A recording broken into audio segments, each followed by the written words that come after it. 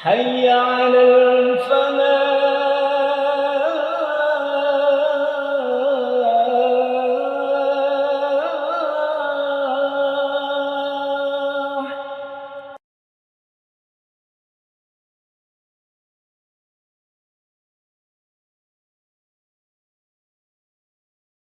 Assalamualaikum warahmatullahi wabarakatuh. Alhamdulillahilladzi bini'matihi tatimmus shalihat wa bi ta'atihi tatanazzalul khairatu wal barakat wa fi fadlihi tahaqqaqul maqasid wal ghayat.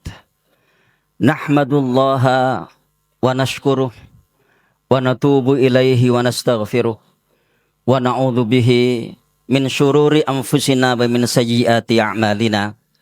May yahdihillahu fala mudhillalah wa may yudlilhu fala hadiyalah. Asyhadu an la ilaha illallah wahdahu la syarikalah wa asyhadu anna Muhammadan abduhu wa rasuluhu la nabiyya ba'dah. Allahumma salli wa sallim wa barik ala nabiyyika wa habibika Muhammadin wa ala alihi wa ashabihi at-tayyibin at-tahirin wa man salaka sabilahum wa tarassama khutahum wa nahaja manahijahum bi ihsanin ila yaumiddin. Amma ba'du fa ya ibadallah usikum wa iyaya bitaqwallah fa innallaha ma'al ladzina ittaqaw wal ladzina hum muhsinun wa'lamu annallaha ta'ala qala fi kitabihil karim wa huwa asdaqul qailin. A'udzu billahi minasy syaithanir rajim. Ya ayyuhalladzina amanu taqullaha haqqa tuqatih wa la tamutunna illa wa antum muslimun. Wa qala aidan ya ayyuhalladzina amanu taqullaha wa qulu qawlan sadida yuslih lakum a'malakum wa yaghfir lakum dhunubakum wa may yuti'illaha wa rasulahu faqad faza fawzan 'azima. Ma'asyiral muslimin, jamaah salat Jumat Masjid Al-Falah rahimakumullah. Kita bersyukur kehadirat Allah Subhanahu wa taala. Kita bersyukur atas segala macam nikmat dan karunia yang telah Allah anugerahkan kepada kita. Yang saking banyaknya nikmat-nikmat dan karunia-karunia itu, kita tidak pernah berhasil untuk bisa menghitungnya. Khususnya sebuah nikmat yang Allah tidak memberikan nikmat itu kepada semua orang, namun hanya diberikan kepada hamba-hambanya yang terpilih saja. Nikmat itu adalah nikmat hidayah, nikmat petunjuk dari Allah Subhanahu wa taala. Yang karena hidayah dan petunjuk inilah ma'asyiral muslimin, kaki kita terasa ringan untuk melangkah di dalam menyambut semua seruan Allah Subhanahu wa taala, termasuk seruan untuk menunaikan salat Jumat di siang hari ini. Hidayah atau petunjuk Allah ini pula yang memberikan parameter dan tolok ukur yang jelas dalam kehidupan kita, agar kita bisa membedakan mana yang hak, mana yang benar yang seharusnya kita ikuti, dan mana yang salah, mana yang batil yang seharusnya kita tinggalkan dan kita jauhi. Hidayah atau petunjuk Allah ini pula yang selalu memberikan motivasi yang tidak pernah henti kepada kita untuk selalu berusaha sekuat tenaga di dalam menunaikan perintah-perintah Allah Subhanahu wa taala dan menjauhi larangan-larangannya. Karena itu dari mimbar Jumat yang penuh dengan keberkahan ini, saya ingin mengajak diri saya sendiri dan para jamaah sekalian, marilah kita jaga dengan sebaik-baiknya hidayah atau petunjuk Allah ini dengan cara selalu berusaha meningkatkan keimanan dan ketakwaan kita kepadanya. Dan jangan pernah berhenti untuk selalu berdoa. Mudah-mudahan Allah tetap menganugerahkan hidayah ini kepada kita sampai kita meninggalkan dunia ini, sehingga kita bisa mengakhiri hidup di dunia ini dengan husnul khatimah. Ma'asyiral muslimin, sama salat Jumat rahimakumullah, kaya di dunia dan kaya di akhirat. Begitu tema yang diberikan kepada saya oleh takmir untuk kita bahas dalam kesempatan yang tidak banyak ini secara waktu. Meskipun sebetulnya tema ini adalah tema besar, tapi saya berusaha sekuat tenaga untuk bisa meringkasnya dalam waktu yang singkat sebagaimana yang tersedia pada kesempatan ini, karena ini adalah khutbah Jumat. Suatu ketika Rasulullah SAW membuat definisi tentang kekayaan atau tentang kaya dan miskin itu dalam sebuah hadis yang diriwayatkan oleh Imam Bukhari dan Muslim. Di mana di dalam hadis itu Rasulullah SAW bersabda, "Laisal ghina an kathratil arad, walakinnal ghina ghinan nafas." Yang disebut sebagai orang yang kaya itu bukanlah karena banyaknya harta secara kuantitatif. Ya, secara kuantitatif. Walakinnal ghina ghinan nafas. Yang dimaksud dengan kaya itu adalah kaya hati. Suatu ketika beliau berdialog dengan seorang sahabat, di mana sahabat ini dikenal sebagai sahabat yang tidak tahan memegang harta dalam semalaman. Begitu dia punya, langsung dia infakkan kepada orang. Begitu dia punya, langsung dia disedekahkan kepada orang. Sahabat ini bernama Abu Dzar Al-Ghifari. Rasulullah bertanya pada Abu Dzar Al-Ghifari, "Ya Abu Dzar, ataro kasratal mali huwal ghina?" Wahai Abu Dzar, tahukah kamu apakah orang yang banyak harta itu disebut sebagai orang kaya? Qala, Abu Dzar menjawab, "Na'am." Iya, wahai Rasulullah. Qala, Rasulullah bertanya lagi, "Wa tara qillatal mali huwal faqr?"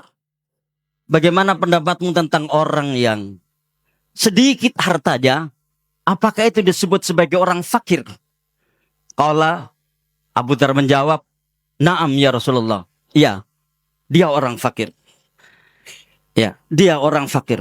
Qala, Rasulullah bersabda, dan saya kira ini adalah sebuah rumus tentang kekayaan, atau rumus tentang kaya dan fakir, atau rumus tentang kaya dan miskin. Beliau bersabda, "Innamal ghina ghinal qalb." Sesungguhnya kaya itu adalah kaya hati.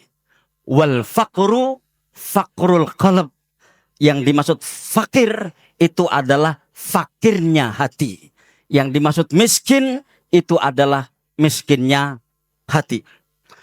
Imam Al-Qurtubi di dalam kitabnya At-Tadhkirah, dia mengatakan bahwa dalam konteks ini kaya miskin itu tidak dihitung secara kuantitatif, tapi dihitung secara rasa. Bagaimana orang dalam kondisi tidak punya harta atau sedikit harta, dan dalam kondisi banyak punya harta, itu rasanya seperti apa? Sehingga mungkin orang yang banyak harta, tapi dia miskin pada dasarnya. Kapan itu? Ketika dia tergantung dengan kekayaannya dan selalu merasa kurang saja atas apa yang diberikan kepada Allah atas apa yang diberikan oleh Allah Subhanahu wa taala kepada dirinya. Ini pada dasarnya orang miskin. Mungkin kita jumpai orang-orang yang sedikit harta, tapi dia puas, dia merasa cukup dengan pemberian Allah Subhanahu wa taala kepada dirinya. Inilah sebetulnya orang yang kaya. Nah, ma'asyar muslimin, dalam konteks ini kemudian kita jadi tahu bahwa sebetulnya persoalan rumus kaya dan miskin itu ada di dalam rasa. Ada dalam situasi kejiwaan, bukan ada di dalam kuantitas atau jumlah atau volume serta frekuensi yang dia miliki. Nah, sekarang bagaimana kemudian situasi kejiwaan atau model kaya dengan situasi kejiwaan seperti ini kemudian dibawa ke akhirat nanti, sehingga dia kaya dunianya dan kaya di akhiratnya. Saya kira ada satu, ma'asyarul muslimin, yang mudah-mudahan saya tidak salah dalam hal ini, yang harus dibangun dalam diri seseorang, apakah dia banyak harta ataukah dia sedikit harta, yang harus dibangun dalam diri seseorang supaya dia kaya di dunia dan kaya di akhirat adalah budaya kedermawanan.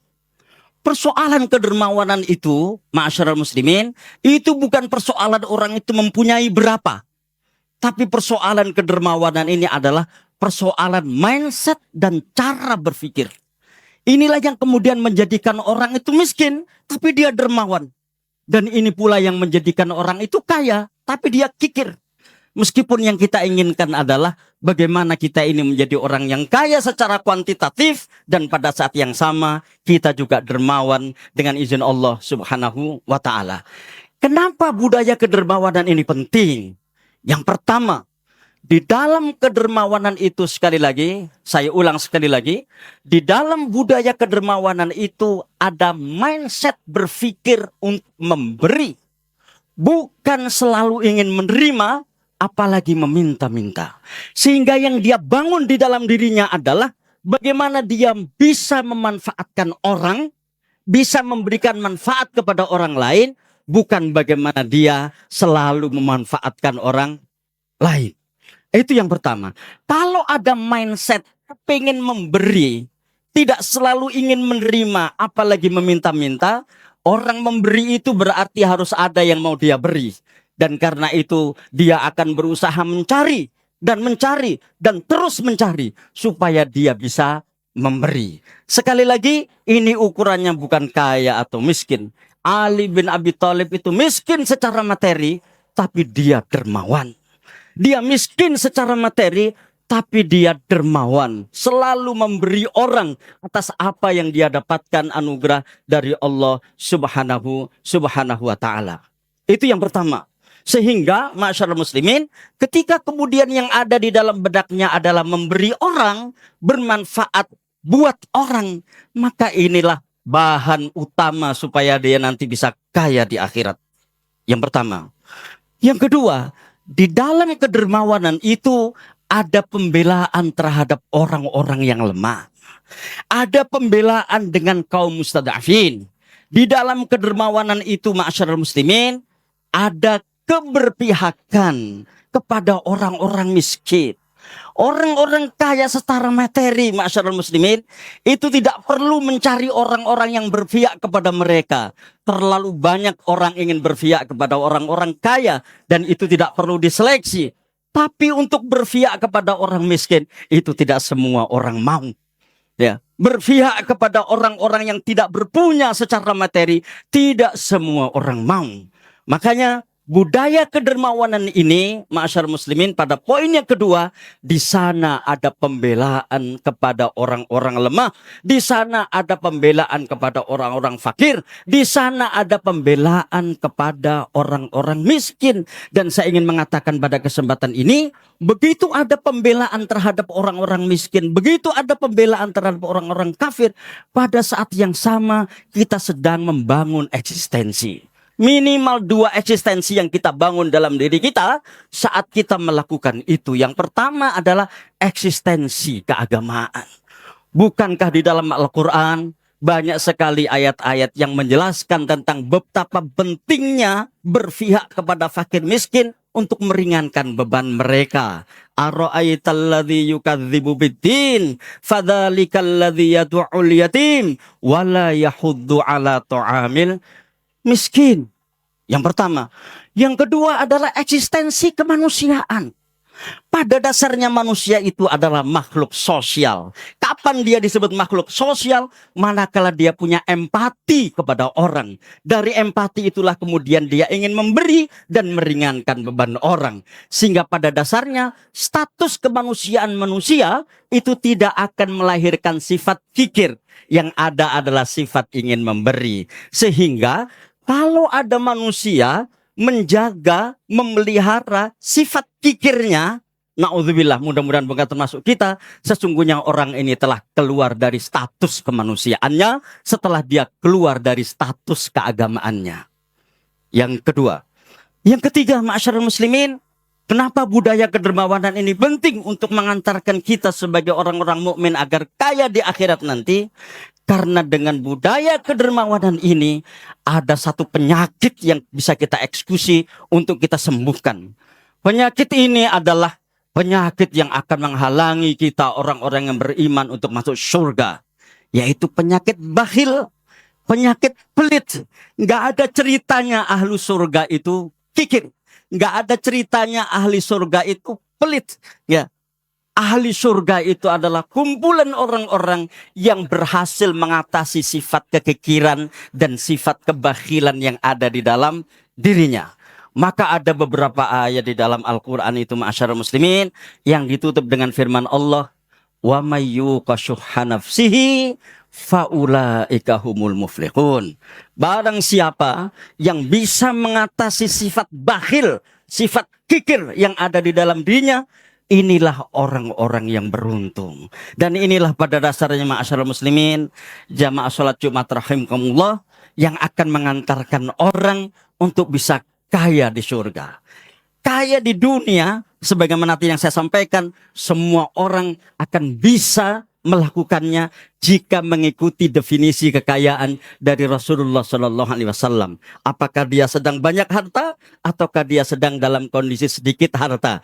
Karena pada dasarnya al-ghina ghinan nafas.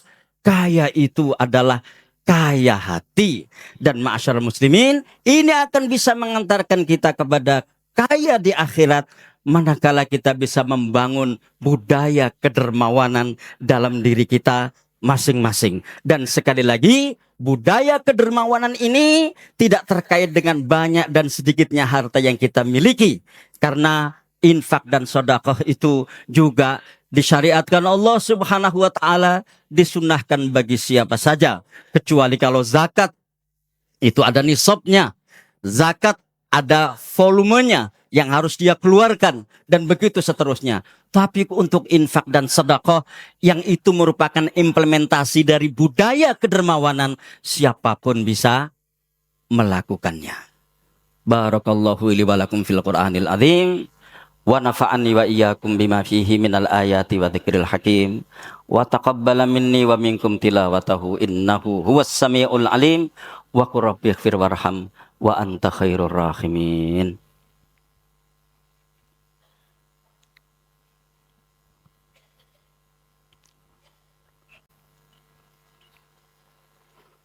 Allahumma shalli.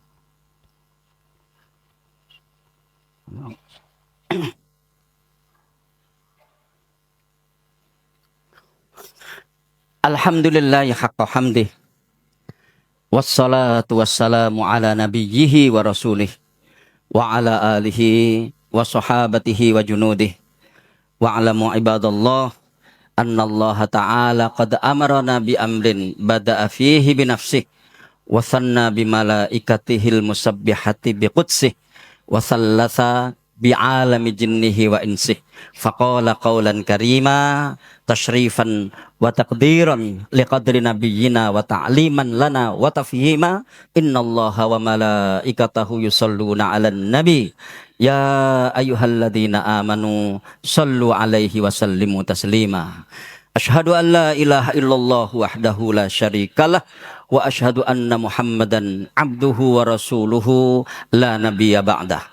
Allahumma salli wa sallim wa barik ala nabiyyika wa habibika Muhammadin wa ala alihi wa sahabatihi wa man sara ala nahjihi wa da'a bida'watihi ila yaumiddin. Fa ya ibadallah usikum wa iyaya bitaqwallah faqad fazal muttaqun.